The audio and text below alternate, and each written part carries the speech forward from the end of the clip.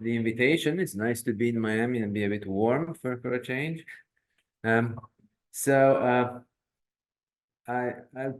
want to discuss things that connect as much as I can with what Hiroshi's been telling us about, but I'm going to do it sort of in the opposite order because there's been some relatively recent development in the story that relates back to Schlicht operators and Fourier transform and so on.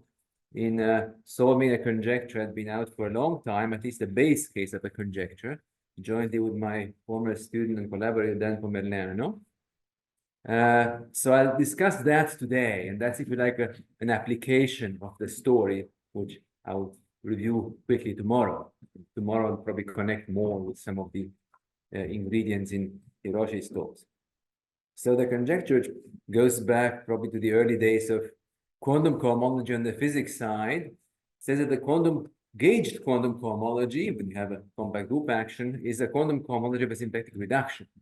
I'm not aware, I can't say I know where that was first asserted or written early on, but I think from the physics perspective, that would have been an obvious thing to believe or hope for. So it's got some vintage to it, so to speak. And I always have this slight moment of trepidation. Notability doesn't have, but I know, a good way to hide and reveal text gradually. So I cover it up with white rectangles. And I always hold my breath and hope when I remove the rectangle, the text will show up. So let's see. Yes, okay.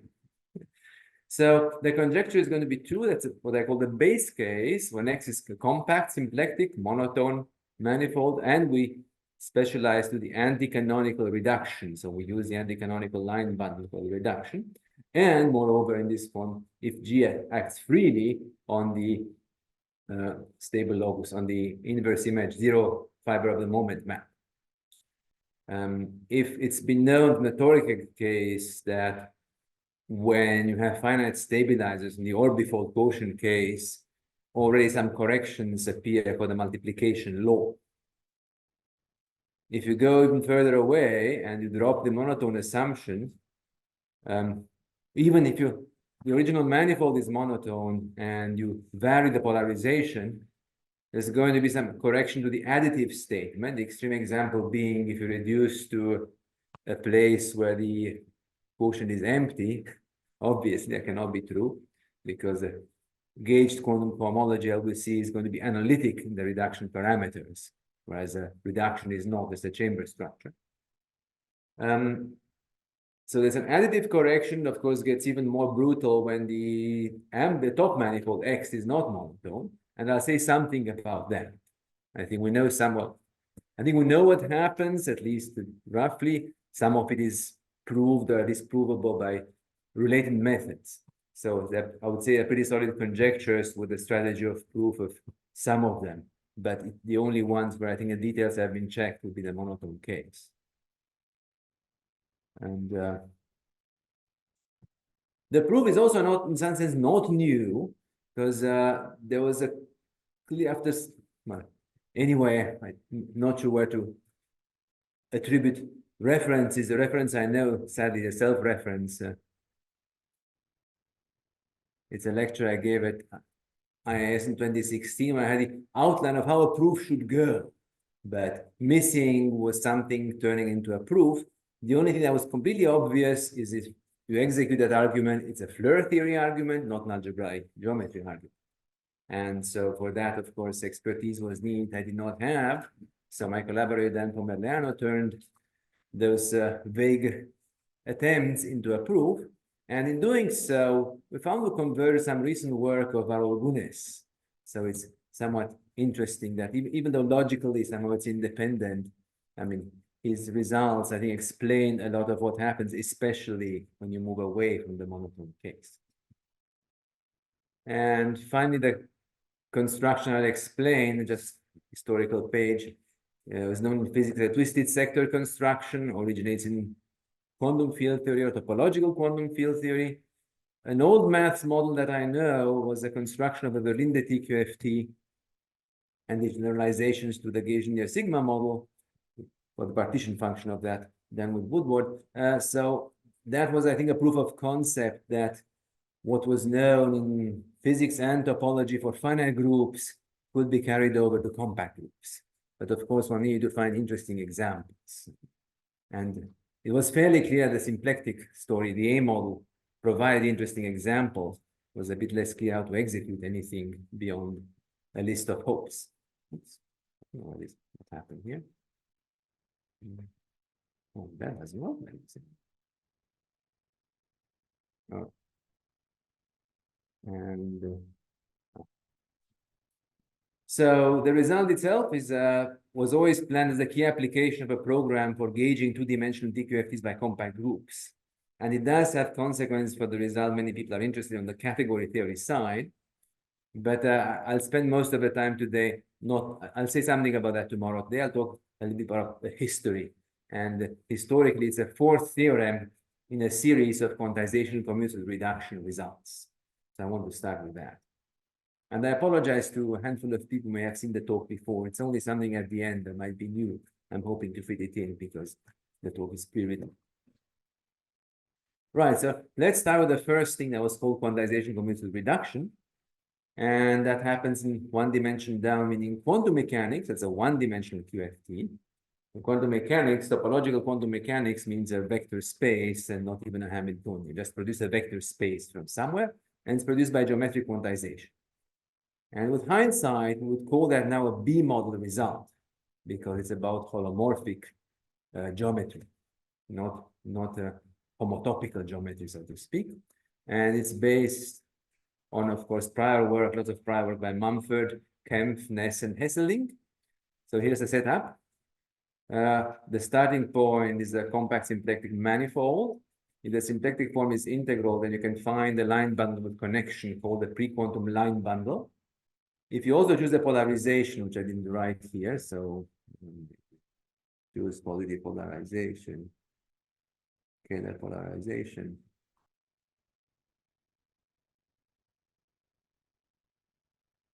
Then you can quantize geometrically and produce a vector space, a space of holomorphic sections of a line.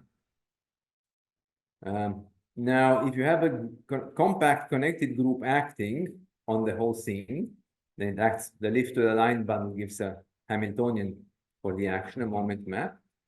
It certainly acts on the holomorphic sections, and extracting the invariant part is called reduction by G in quantum mechanics. On the other hand, you can follow a different path and do the classical or semi-classical reduction due to Marston, Weinstein, and Meyer to produce what's called the GIT or a symplectic quotient.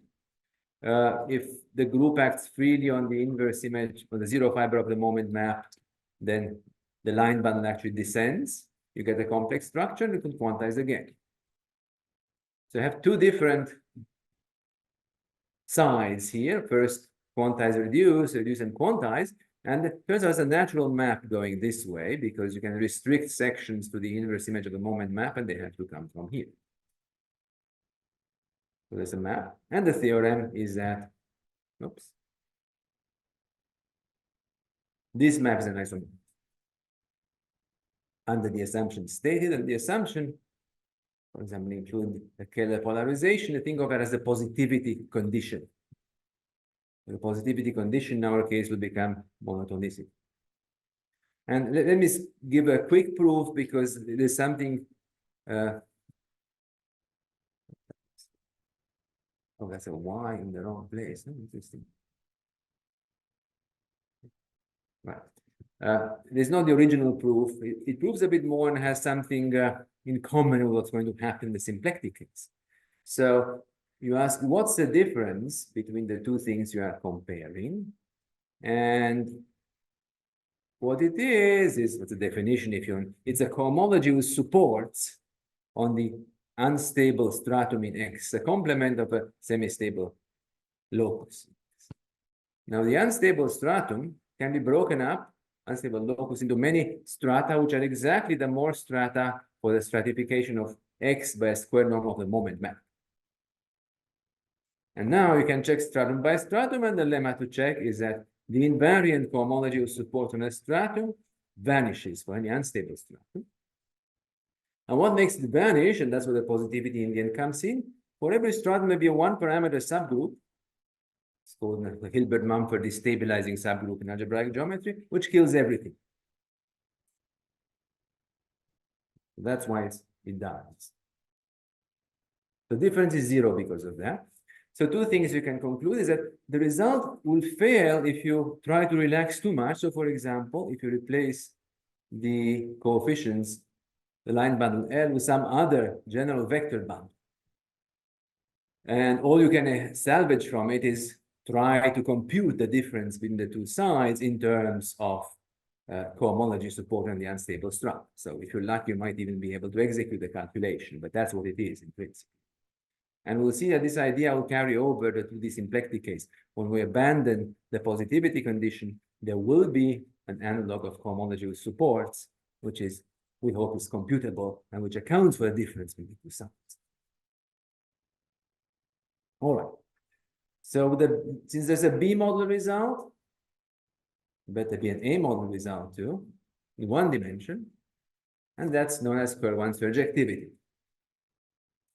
So the same setup with the symplectic manifold, the group Hamiltonian group action, and we have a classical reduction. And what do we mean by quantization here? We'll replace the holomorphic world with the homotopical world, so coherent cohomology becomes, I'm going to take rational cohomology, just because it doesn't work without that. So the classical reduction means, again, same thing, taking the Marsden-Weinstein-Meyer quotient. And quantization means taking cohomology with complex coefficients. So you do it in the two ways. And again, there's a map from the equivariant cohomology, the cohomology of the quotients. It more or less kills the stabilizer, ignores the stabilizer groups. On the restriction map, the universal 0, followed by ignoring stabilizer groups if you have them. That's really fine. And the theorem in this case is that this map is onto, and moreover, it's a top part of a filtration of this space, whose associated graded consists of the error terms we had before, the cohomologies we support on the struct. Right, so that's the A model result.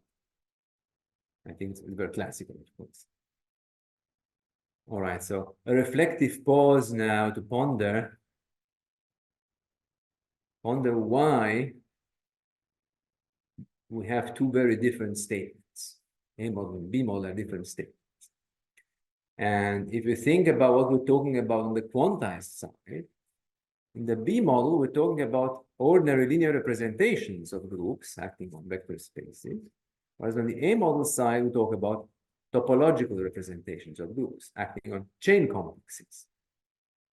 Now, one of these things, namely the B side, is controlled by a very rigid character theory. In this case, it's even semi-symmetry. The other side, the actions of a topological group on chain complexes, is entirely derived. The group is connected. In fact, there's no underived information. The action of the group on cohomology, if the group is connected, has to be trivial, because every group element is homotopic to it. So it's completely reasonable that a clever construction in the B case will lead to a projection onto the part you want, but there's no reasonable way to hope that on the A side, it will lead to a projection. The filtration is the best you could have hoped for. So after a bit of thinking about what the objects are, you could say these are the best possible thing you could accomplish. And now we're moving to two dimension, and here's the surprise that the A-B stories are reversed. Now, in two dimensions, TQFTs are generated not by vector space, but by linear categories with some properties. And the A case, we're hoping, doesn't work in general. We're hoping it's some version of the Fuqua category of the manifold. In the B case, the derived category of coherent sheaves on a projective manifold, that actually works all the time. So let me start again with the B case. And the results here are Dan Halpern-Neissner, and independently, maybe as a different context to Ballard, Fabero, and Katsarkov, are much developed and studied. And in the B case, the statement is that the generator of a TQFT, the derived category, after gauging, has the same invariance. Gauging here just means looking at equivariant coherent sheaves. Has a semi-orthogonal decomposition, in which one of the pieces is a derived category of the GIT of quotient as a stack. So the honest thing if the action was free on the semi-state. And I just comment, additional choices are needed to write the decomposition, but this bug is actually a feature because it can be exploited to give non-obvious, non-geometric derived equivalences between different things. So that's all I'll say about the B side. I think I picked partly because of my ignorance. I don't know so much about it. So in the monotone, the A model case, as I say, we expect a strict result. Then the monotone, smooth, compact case, we expect the carefully defined in homotopy invariant Fuqua category to be equivalent to the Fuqua category of the quotient.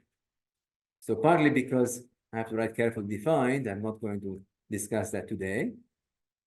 We also think we'll be able to prove that in the monotone case with the same methods we used. We didn't focus on that to start with for two reasons. One is that in general, we can't quite reconstruct the homomorphism theory from that yet. In fact, it fails in some cases. And second, well, today I may say a few words tomorrow. Logical implications go more from quantum cohomology to the Fuqua category than the other way, via the closed open map. For example, this controls deformations of the Fuqua categories. So if you know about something about quantum cohomology, you can definitely say something about the Fuqua category, whereas the other direction can be, depending on what the manifold is, can be more. So instead, we'll prove the associated theorem for the closed set. That's what we went for. Any questions?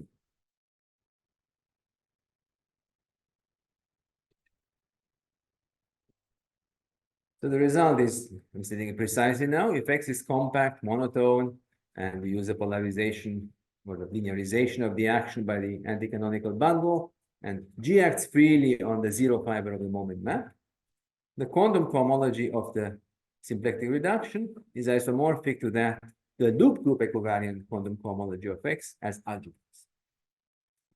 And let's make that a bit more precise.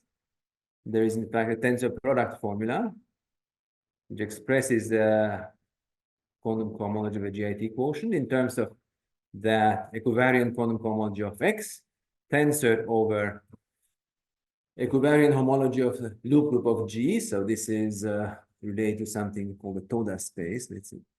No, that's not right.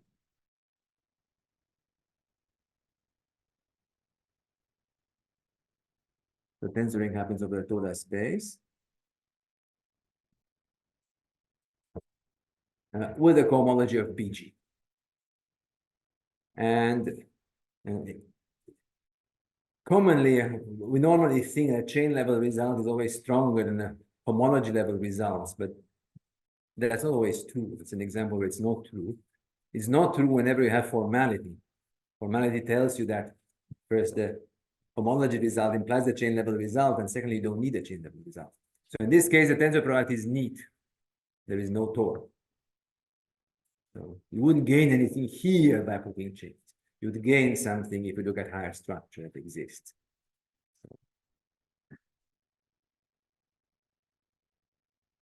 All right, so let's add some comments here. So connecting to the generalization I mentioned. So if the action of G is just locally free on the zero fiber of the moment map, so in the orbifold quotient case, then we still have an additive isomorphism, but we don't see a deformation of the multiplication. Well, we don't expect a multiplicative isomorphism, we expect a deformation class. I confess that Kenji isn't here anymore. I confess I don't know the status of this. That's a theorem in some situation that he proved. So I don't know if the orbifold case was included or not. So that's just my ignorance. You know, away from the monotone reduction or the monotone case, there is trapped cohomology, and the map this way is surjective. So for example, the left side can be 0. And I'll say I have a pretty good idea about what happens, and we think we can prove it for the circles somewhat explicitly and have a good idea what should happen for a general group. So in the general case, in the case where it's what I call trapped homology and unstable strata, it's very analogous to the Guillemin-Sternberg result when you put a general vector bundle of the coefficients, and then the Hilbert-Mumford subgroups that used to ensure vanishing can fail to do so. There's something left. And in the topological case, is the shift operators with those subgroups that replace the destabilizing subgroups. And they are the ones which ensure vanishing, so to speak, in the positive case and fail to do so when you move away. Okay, so questions so far? Any?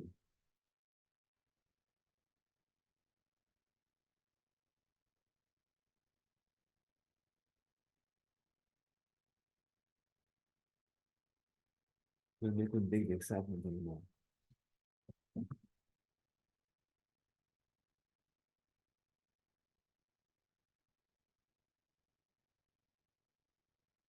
So, okay, so what is the LG equivalent quantum cohomology and how does it relate? I'm going to explain the isomorphism here. Why these two are the same things. So morally, I mean, the source is clear for the given time unit. Quantum cohomology of X is some version of cohomology of a loop space. Now, if G acts on X, the loop group of G acts on the loop group of X, so there should be something called the LG equivalent quantum cohomology of X. Actually, I didn't say it, but in the case of a torus, if you spelled out what that meant, you would recover the Batilev construction. So the method defined is more or less just as the Batilev construction is by constructing the monodromy representation of the based loop group. So for any group element, you can define the Floer cohomology of X relative to the symplectomorphism defined by G.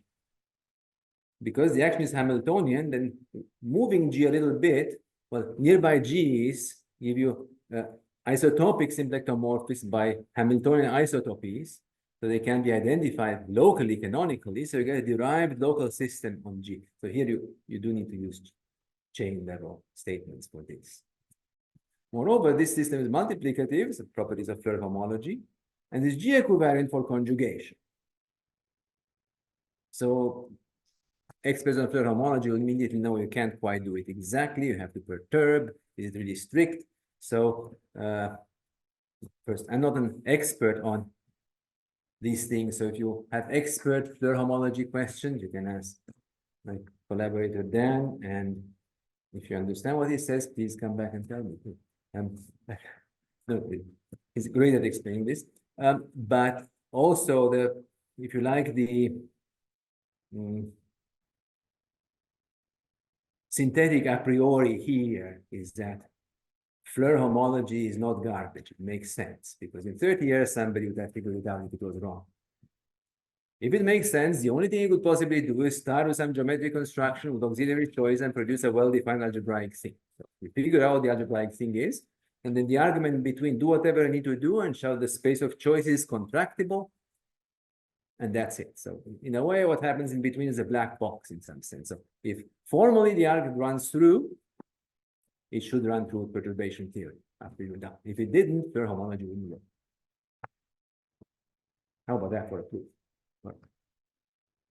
Papers would be so much shorter if you could use the. This is my synthetic a priori, right? No, but seriously, I think it would really help in Floer papers. I've tried to read some. Instead of trying to construct precise models for things. I mean, we have enough experience in algebraic topology. Don't do things that way. I mean, you just figure out what you want to say, what the final structure is, and then go in at needed places when you need and do the strict construction, show independence of or contractibility of the spaces in between. That's kind of a dirty laundry. You don't want to look at to see it up front, generally speaking. But anyway, that's my personal take on it. So we don't want to start redoing all of algebraic topology using just Morse theorem. Nobody wants to see that. So, all right. So let's It's a proof general nonsense modulo the issue about handling perturbation, continuation maps, and all that. The monodromy representation for this local system, so it's a local system on G, gives an omega G action on the Floer complex, not chains. How wrong is this? I'm so sorry. This is it. Omega G acts on Floer chains. How do I call it? Floer chains. HCF star of X, the fiber at 1. And the equivariant monodromy representation gives an action on the equivariant Floer homology at 1. The same as 5. You can think of it as fibering it over BG and think the fiber-wise monodromy representation. More things follow from a general TQFT construction of G bundles on pairs of pans and multiplication, namely on cochains, you get an E2 algebra structure, and the E2 algebra structure is also, well, I even skipped it. I should have said the simplest thing before, that you can write the homology of this complex, equivariant homology of this complex over G as a tensor product to kill the monodromies. That's what taking homology over of a local system over a space something does. You compute homology, total homology, by killing the monodromies, which is exactly tensoring here. And in this case, because you're over a group or you had a multiplication, the structure that you get is that of an E3 algebra, which comes from tensoring to E2 algebra, which comes from tensoring the two E2 algebras over the C3 algebra. Yeah. C chains, CH star. So I wrote chains because the algebra structure is Pontryagin product. So it's more natural to write homology than cohomology. But G is a compact manifold, so you can, there's an isomorphism, it's just then you have to use a volume form to integrate. There's a longer story to say why you still get E2 and so. Well, once you get to this stage, and it's a formal statement we knew from this Sullivan string topology, for example, sometime ago. And for the unbased statement, there's even a circle action. That's maybe a little less obvious because here clearly you've chosen a base point first and got rid of that. But the trick, if you like, to see the circle action, you notice that omega G modulo stack at the RG action is equivalent to LG mod G mod G. That's one way to do it. Left and right. And now there's circle rotation action. You say it this way.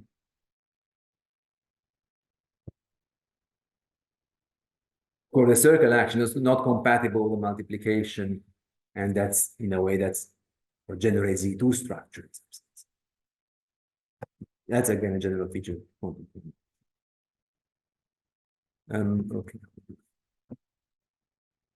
So okay, let me sketch out the proof.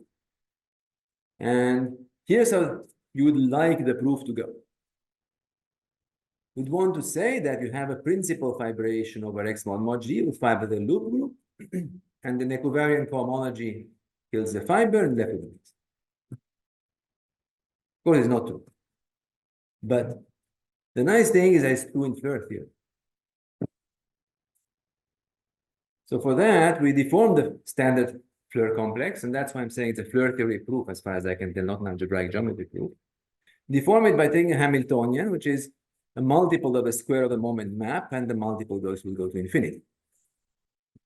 And the short story, the first part, in the monotone case, all of the complex eventually continues into a neighborhood of the zero set of the moment map. They float down along the gradient. That neighborhood by the, sorry, I'm getting my names mixed up. Is it Guilherme-Sternberg structure theorem, or is it Weinstein there as well? I'm forgetting the normal form theorem. It's a T star G bundle or disk bundle over the quotients. Let's put the normal form theorem, symplectic normal form.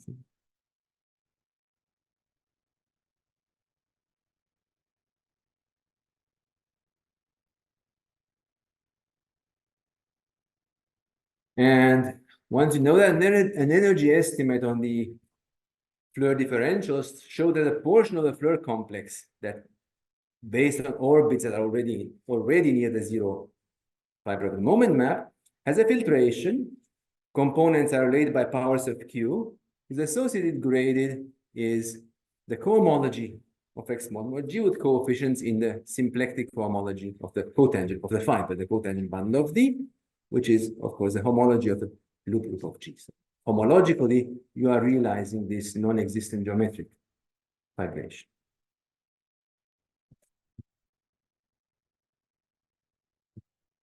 All right, so in the positive case, I mean, there's actually a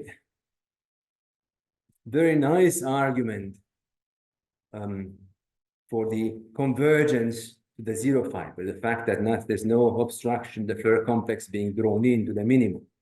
And that's obtained by defining the monotone index of the orbit, which is the Floer degree minus twice the action. The monotone index has the advantage in the monotone case that's defined. That means it's defined on orbits without normal bundle trivialization, without passing the universal cover of the loop space. And the topological estimate shows it to be approximately greater than k mu squared. But it's minus the action. The action is essentially positive. I mean, you fix a degree. So it cannot possibly go to infinity. So that means that the value of mu has to go to zero. Any part of the Floer complex. As you increase k, the value of mu has to go to zero. So your complex must come in to the origin. So there is a well-defined co-limit as k goes to infinity, and that is a complex. Now, how do we relate it to something known? Well, so maybe here's the confession time. What are we actually proving here? We're only proving the additive statement. Whereas I said something about multiplication, multiplicative structure. We're not touching that. I'm a little confused by this diagram, even at a inspirational level. Like it's like basically a G bundle, right? And now X one mod is a G bundle. But correct. If you wrote L in front of everything, you still get five radius. I mean, wouldn't it be LG goes to LX goes to LX mod G? I mean, are we arguing about sources of inspiration? Okay. I'm not, if you're inspired by that, I'm happy. But no, this inspiration is because of, if you like, where is it from? Morally, where did I state the theorem? Yeah, here, right? So something like this would be true if you can see from here. But then you, of course, intermediate step, if you like, passes through interpretation as Morse theory for the loop space. Right. So that is correct. But you could put else in front, but I don't think that by itself is proving anything. So we still have to run this. So yes. Yeah. So confession time was that, well, I'm claiming something about ring isomorphisms. We're claiming some ring isomorphisms, but I'm not going to say anything about ring structure. That's because we're not proving anything about ring structures. It's because the multiplicative part was already known. Goes back to Woodward-Verheim and then Fukaya. So there is a Lagrangian correspondence relating X mod G with X. I think I'll write that later. Just the zero fiber of the moment map. And that should give a bimodule over between the quantum cohomologies of the two sides. So that would take care of the multiplicative structure if we knew that bimodule really was an isomorphism. And that's just an additive statement. That's the only thing we're actually proving. Okay, that's what happens. Okay, so the only thing left is to suggest why what I just wrote about the Floer complex, the LG fiber, is compatible with that correspondence. Well, if you go back to how we actually construct LG equivariance, the only way we really know how to do it is, well, so I think I'm saying two things here. Sorry, I'm out of order. So first, why is it that when you take LG equivariance, you get the base? That's what I'm explaining. Sorry, I went out of order. And when you fiber the Floer complex, the deformed problem is over G. Well, over a point, what are the orbits? What are the Floer orbits? They are geodesics in the group, starting at 1, ending at a fixed point with G. That's what. So as the endpoint of a geodesics moves around over G, you just have geodesics starting at 1. And well, actually, I already lied. They start any point in G that you don't have a starting. The space of geodesics is like the origin of the geodesics and it ends anyway. So now when you take G equivariant cohomology, you're killing the G and the rest is contractible. So when you take the complex and fiber it over the group manifold G, what seemed to be a huge space of coming from the loops in G becomes a contractible space, unravels and disappears. It's kind of a secret way to build a path vibration of the group. The fiber is huge, but actually the whole thing is contractible. That's what happens here. All right, the construction, that's what I was good. That's where I was going before. Sorry, I was out of order. Is compatible with Lagrangian correspondent, zero inverse of moment, zero inverse image of moment map, zero fiber mapping to X and to the quotient. And that shows that the isomorphism that we're building here by using this section is the same one induced by the correspondence. And the nice part of this last bit is it doesn't use monotonicity. So that will work actually, that part will work in general. But then all the question comes into what happens the multiplicative structure under that correspondence. That's of course what Fuqua wrote a lot about. And move away from monotonicity. All right, let's see. Okay, so now I'm going to say a few words about what happens if you drop the monotone assumption. And I already said a bit that the last end of the execution actually does carry through. So what fails, why does it fail, and what's a plausible state? So what first thing that fails is this very nice argument for why all the complex comes down towards zero. You don't have something called the monotone index because the degree minus the action don't cancel out the universal covering case. You can define something more complicated, which involves the Chern class degree and the area degree of the form, and then it's actually I don't know if we ever saw that argument through. There's a plausible argument fix, but maybe Dan can tell you more about it. So it's not obvious how to remedy that. So that easy way seems problematic. So instead, let's try to think geometrically. So what could go wrong when turning on increasing the Hamiltonian K and following what happens with the periodic orbits? Well, if you're at the regular part of the Hamiltonian, nothing bad happens. They flow, nice. So the snags come, of course, from the critical points. And let's assume they're Morse block, which in reality they're not. You have to perturb, and so let's shove that under the rug. So let's assume that can be done.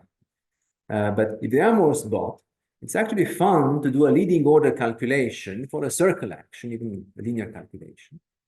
And you find that cohomology gets trapped at critical points whenever the Hilbert-Mumford subgroup, which ought to extract it out, meaning ought to create a disk coming out, continuing the fixed point out into the bulk, whenever that acts with negative weights on the tangent bundle of fixed points. Because you will not be able to find the continuation disk annulus actually, but it's a disk of dimension 0 to take things out. K minus the variety? K minus the variety, yes. The whole variety, yeah. The computing the dimension. So that's why covariant cohomology is strength.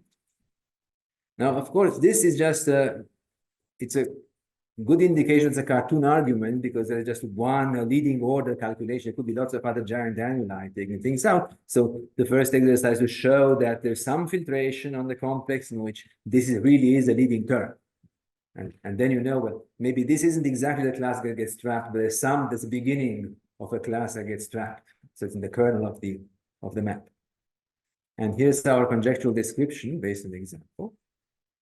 So first, there's an ideal inside the equivariant cohomology, which is spanned by the part of the Floer complex whose action goes to infinity as k is increased.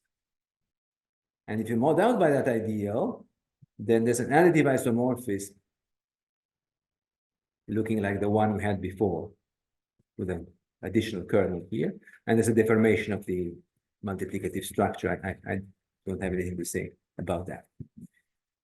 Why is this kind of what's happened? Well, intuitively, an orbit will be either trapped at some point with positive value of mu squared, and then as k goes to infinity, that makes the action go to infinity, or it gets near zero, and then you see the action stays bound for this, just local calculation.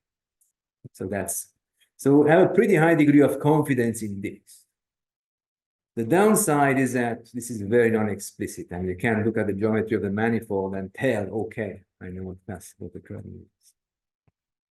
So let us look a bit more at the circle case. And I think we have a better idea there what happens. And so, but let's assume that there is no fixed point set where the weight on K is zero. A little problematic. Then the equivariant quantum cohomology is free over the shift operators, and the rank is the sum of the ranks of a fixed point set times the sum of the weights on the fiber, on the canonical bundle over the fiber at that point, the sum over the positive guys. And that's equal to minus the sum over the negative guys, or so rather, also the sum of the negative. I'm sorry. Without this condition, the sum is zero. That's a little consequence of this. And what happens here is cohomology goes in at the points, if you use the shift operators with positive weights, and gets out at the point of negative weight. So if you scan the manifold from left to right, what goes in must comes out, as they teach in chemical engineering, I guess. Principle of chemical engineering, it goes in must come out. So that's why the sum on the positive side is the sum of the absolute value of the sum on the negative side. And you see in the monotone case with the linearization given by the canonical, all these classes sort of track, if you keep applying shift operators, track to zero. And that's a useful picture because, well, for very large values of K, pictorially, the movement and the shift operators is closely related. It's very much a discrete version of the continuation map for the correct sign. Of course, for the continuation map, use mu squared, which means we go one way here and the other way there. And so the continuation map as you increase K brings everything to zero. And here's what happens if you move the moment map somewhere on the wrong side. Well, some cohomology goes in, gets out before it hits zero. That will happen in the continuation map too. The strapped cohomology. I have a reasonably high degree of confidence that's exactly what happens for circle actions. And you can see that if you want to say something about what gets trapped or where it comes from, you have to understand not just the fixed point datum, but the Morse flows a little bit. So I guess for isolated fixed point, you have a really good chance of writing out something explicit. Otherwise, I mean, there's some work to do to understand what happened. And, oh, I'm out of time, just in time. The third conjecture is somewhat speculative because there's quite a bit of technique involved, even if it's to improving it. So I don't feel very close to proving that. There is a notion of symplectic cohomology with supports that was defined by Linus. And the expectation is that trapped cohomology, that ideal I wrote before, but which was not described in an explicit way, the trapped cohomology can be described geometrically as a equivariant symplectic cohomology with support at the wrong weight fixed point sets. The one where was it? The Hilbert-Mumford subgroup has a wrong sign in the final. But the advantage of this is this would naturally map to the equivariant quantum cohomology. So, disadvantage is, well, we don't know for sure it's true. And secondly, I don't have any sense of how easy it is to compute it. But at least it locates the problem, if you like, when the statement fails. Of course, it'd be great to really come up with a semi-classical description from the geometry of the manifold and the Morse flow. But that looks a little challenging. That's what I have to say.